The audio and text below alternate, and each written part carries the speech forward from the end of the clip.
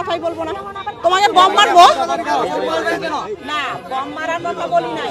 আমি বলছি আপনি আপনার দিকে থেকে যে আপনি বলেন বলছি শেখ হাসিনা কেন পালাইছে, আমি বলছি আচ্ছা বলতে না কোথা থেকে বম পাবো, ছিলেন না, ছিলেন না, কোথেকে শুনলেন?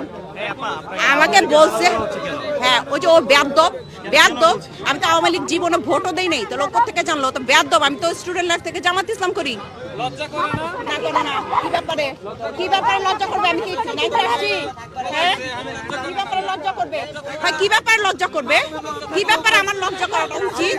হ্যাঁ কারণ ও আমি একবারই বলবো আর লাস্টবার বলবো, সবাই যেন শুনে নেয়। ও বলছে যে শেখ হাসিনা কেন পালাইছে, রিপোর্টার ভাই জিজ্ঞাসা করছে। আমাকে বলতে না দিলে আমি বলবো না, আমার ঠেকা পড়ে নাই বলা, আমার ঠেকা পড়ে নাই বলা, এভাবে আমার ঠেকা পড়ে নাই বলা। বলতেও বলবেন, এভাবে আটকেও ধরবেন।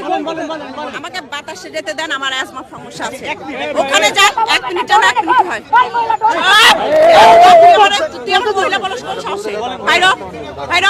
ও আমাকে বলছে কি শুনেন, ও বলছে কি শুনেন, দেখেন কথা বেয়াদব। ও আমাকে বলছে শেখ হাসিনা পালাইছে কেন। আমি বলছি যে তুমি যদি শুনো, আমি এমনিই বলছি তুমি যদি শুনো এখানে বম মারবে তাহলে কি তুমি পালাবা, তোমার জানের নিরাপত্তা তুমি নিবা না? এটাই বলছি। বম মারলেন কেন, বম মারবেন কেন?